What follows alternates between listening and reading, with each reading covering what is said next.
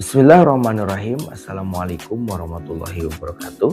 Pada kesempatan ini kita akan menjelaskan konsep limit fungsi, yaitu nilai yang didekati fungsi ketika variabel mendekati nilai tertentu. Pada gambar terlihat kurva dengan panah dari kiri ke kanan menuju satu titik, yang menunjukkan bahwa limit memperhatikan nilai yang didekati dari kedua arah. Meskipun titiknya ditandai lingkaran, yang penting adalah kecenderungan nilai fungsi di sekitarnya, bukan selalu nilai tepat di titik itu. Jika dari kiri ke kanan mendekati nilai yang sama, maka limit fungsi tersebut ada. Pemahaman visual ini membantu kita memahami konsep limit sebelum menghitungnya secara aljabar untuk menyelesaikan berbagai masalah matematika. Slide ini menjelaskan bahwa dalam konsep limit, yang terpenting bukan nilai tepat di suatu titik, tetapi bagaimana nilai fungsi mendekati titik tersebut. Secara matematis ditulis limit f(x) saat x mendekati a sama dengan L, artinya ketika x semakin dekat ke a, maka nilai fx semakin dekat ke L, meskipun x tidak harus sama dengan a. Pada tabel terlihat ketika x mendekati 2 dari kiri seperti 1,9, 1,99, dan 1,999, nilai fx mendekati 5. Begitu juga dari kanan saat x adalah 2,001, nilai fx juga mendekati 5. Menariknya nilai fx tepat di x sama dengan 2 bisa saja tidak diketahui atau berbeda, tetapi limitnya tetap 5 karena nilai di sekitarnya mendekati 5. Jadi limit fokus pada perjalanan menuju titik, bukan hanya nilai tepat di titik tersebut. Di sini kita menjelaskan konsep limit dalam bentuk grafik. Terlihat kurva Y sama dengan fx yang mendekati suatu titik pada x sama dengan a dari dua arah, yaitu dari kiri dan dari kanan. Saat x mendekati a, nilai y pada kurva semakin mendekati suatu nilai tertentu yang disebut L. Nilai L inilah yang disebut sebagai limit fungsi di titik tersebut. Menariknya, pada grafik terlihat lingkaran kosong di titik itu, yang menunjukkan bahwa nilai fungsi tepat di x sama dengan a bisa saja tidak terdefinisi atau berbeda. Namun, hal itu tidak mempengaruhi nilai limit. Selama nilai fungsi dari kiri dan kanan sama-sama mendekati L, maka limitnya tetap L. Jadi limit menunjukkan tujuan yang didekati kurva, bukan harus nilai tepat di titik tersebut. Selanjutnya menjelaskan syarat keberadaan limit, yaitu limit kiri dan limit kanan harus sama. Limit kiri adalah nilai fungsi saat x mendekati a dari nilai yang lebih kecil, sedangkan limit kanan adalah nilai fungsi saat x mendekati a dari nilai yang lebih besar.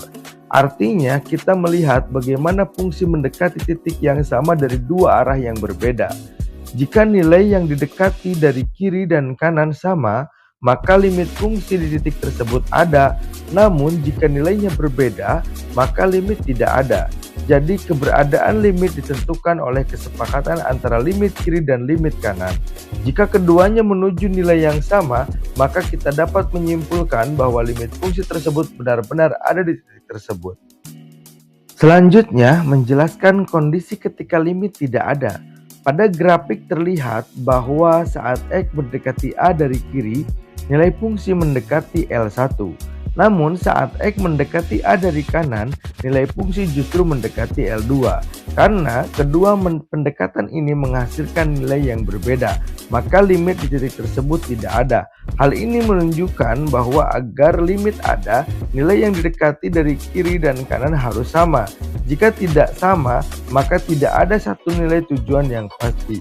Jadi meskipun fungsi memiliki nilai di sekitar titik tersebut, perbedaan hasil dari dua arah membuat limit fungsi di titik dinyatakan tidak ada. Pada materi ini kita membahas dua wajah tak hingga. Yang pertama adalah limit tak hingga, yaitu ketika nilai fungsi membesar tanpa batas. Perhatikan fungsi y sama dengan 1/x². Saat x mendekati nilai 0, nilainya semakin besar dan terus naik tanpa batas. Secara matematis ditulis limit x mendekati 0, 1/x² sama dengan tak hingga. Grafik memiliki asimtot tegak di X sama dengan 0 karena kurva mendekati garis itu tetapi tidak pernah menyentuhnya.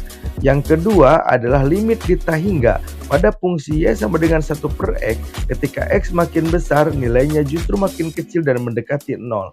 Ditulis limit X mendekati theta hingga 1 per X sama dengan 0. Di sini muncul asimtot datar, yaitu garis Y sama dengan 0. Jadi bedanya yang pertama hasilnya theta hingga, yang kedua variabelnya yang menuju theta hingga. Selanjutnya kita merangkum notasi dan perbedaan jenis limit.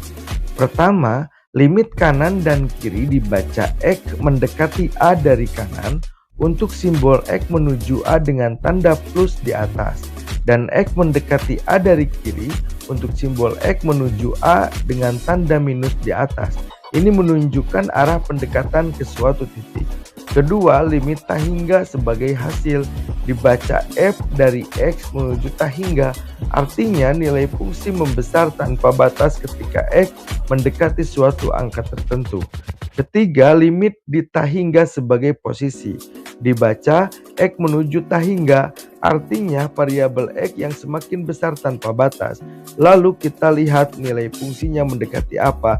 Jadi perbedaannya sederhana, apakah yang menuju theta hingga itu hasilnya atau variabelnya. Selanjutnya kita akan membahas strategi 1, yaitu substitusi langsung. Langkah pertama dalam mengerjakan limit adalah mencoba memasukkan langsung nilai X ke dalam fungsi. Jika setelah dimasukkan hasil berupa angka real, maka prosesnya selesai. Contohnya, kita diminta mencari limit 2x kuadrat dikurangi 5x ditambah 2 saat X mendekati 3. Langsung saja kita ganti X-nya dengan 3, menjadi 2 kali 3 kuadrat dikurangi 5 kali 3 ditambah 2. 3 kuadrat adalah 9, sehingga 2 kali 9 sama dengan 18, kemudian dikurangi 15, lalu ditambah 2. 18 dikurangi 15 menjadi 3, ditambah 2 menjadi 5. Jadi nilai limitnya adalah 5. Kesimpulannya, untuk fungsi polinomial seperti ini, substitusi langsung biasanya langsung memberikan hasil akhir. Selanjutnya kita akan membahas strategi 2, yaitu faktorisasi untuk menangani bentuk 0 per 0. Diberikan limit x kuadrat dikurangi 4 dibagi x dikurangi 2 saat x mendekati 2. Jika kita substitusi langsung x sama dengan 2, hasilnya menjadi 2 kuadrat dikurangi 4 dibagi 2 dikurangi 2. Itu sama dengan 0 per 0. Ini disebut bentuk tak tentu sehingga tidak bisa langsung disimpulkan. Karena itu kita lakukan faktorisasi. X kuadrat dikurangi 4 dapat difaktorkan menjadi x dikurangi 2 dikali x ditambah 2. Sehingga bentuknya menjadi x minus 2 dikali x plus 2 dibagi x minus 2, faktor x minus 2 bisa kita coret. Tersisa limit x plus 2 saat x mendekati 2. Sekarang kita substitusi lagi, 2 plus 2 sama dengan 4, jadi nilai limitnya adalah 4. Selanjutnya kita membahas strategi 3, yaitu menggunakan pangkat tertinggi saat x menuju theta hingga. Diberikan limit 3x kuadrat ditambah 2x dikurangi 1 dibagi x kuadrat dikurangi 5 saat x menuju theta hingga. Untuk fungsi rasional seperti ini, langkahnya adalah membagi setiap suku dengan pangkat tertinggi di penyebutnya, yaitu x kuadrat, sehingga menjadi 3 tambah 2 per x dikurangi 1 per x kuadrat dibagi 1 dikurangi 5 per x kuadrat. Sekarang kita ingat bahwa ketika x menuju theta hingga, maka 2 per x menuju 0 dan 5 per x kuadrat juga menuju 0. Akhirnya tersisa 3 ditambah 0 dikurangi 0 dibagi 1 dikurangi 0. Hasilnya adalah 3 per 1 yaitu 3. Jadi nilai limitnya adalah 3. Selanjutnya kita akan menjelaskan alur pemecahan masalah pada soal limit. Langkah pertama adalah mensubstitusikan nilai E ke dalam fungsi. Setelah disubstitusi, kita periksa hasilnya. Jika hasilnya bukan bentuk tak tentu seperti 0 per 0, maka proses selesai karena itulah jawabannya. Namun jika hasilnya 0 per 0, berarti kita mendapatkan bentuk tak tentu. Pada tahap ini, kita perlu menggunakan strategi lain. Jika bentuknya aljabar biasa, kita bisa melakukan faktorisasi untuk menyederhanakan bentuknya. Jika terdapat akar, kita gunakan metode perkalian sekawan agar bentuk tak tentu hilang. Sedangkan jika limit menuju tak hingga, kita bisa membagi dengan pangkat tertinggi. Setelah disederhanakan, lakukan substitusi kembali untuk memperoleh hasil akhir limit. Pada latihan kasus pertama ini, kita menyelesaikan soal limit dengan metode faktorisasi. Soalnya adalah limit ketika X mendekati 5 dari bentuk X kuadrat dikurangi 25 dibagi X dikurangi 5. Langkah awal, lakukan substitusi langsung. Jika kita masukkan angka 5 hasilnya 0/0, ini berarti bentuk tak tentu, sehingga bentuk disederhanakan. Selanjutnya, kita faktorkan pembilang. Bentuk X kuadrat dikurangi 25 merupakan selisih 2 kuadrat. Sehingga bisa ditulis menjadi X minus 5 dikali X plus 5. Kemudian kita tulis ulang limitnya menjadi limit dari X minus 5 X plus 5 dibagi X minus 5. Karena terdapat faktor yang sama yaitu X minus 5, kita bisa mencoretnya. Setelah disederhanakan tersisa X plus 5, terakhir kita substitusikan kembali X sama dengan 5, sehingga diperoleh 5 plus 5 sama dengan 10. Jadi nilai limitnya adalah 10. Pada latihan kasus kedua ini, kita menyelesaikan soal limit menggunakan metode perkalian sekawan. Soalnya adalah limit ketika X mendekati 0 dari X dibagi akar 1 tambah X dikurangi 1. Langkah pertama, lakukan substitusi langsung. Jika kita masukkan X sama dengan 0, hasilnya 0/0. Ini merupakan bentuk tak tentu sehingga perlu disederhanakan. Karena terdapat bentuk akar di penyebut, kita gunakan perkalian sekawan. Kita kalikan pembilang dan penyebut dengan akar 1 tambah X ditambah 1. Tujuannya agar penyebut menjadi bentuk selisih kuadrat.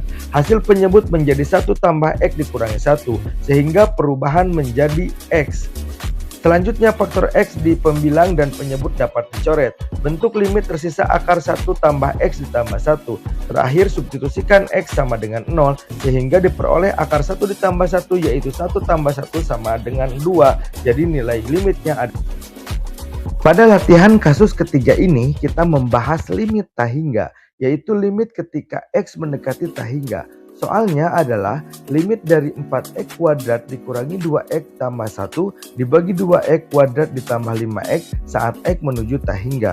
Untuk limit tak hingga pada bentuk pecahan, kita fokus pada pangkat tertinggi di pembilang dan penyebut. Di sini pangkat tertingginya adalah X kuadrat.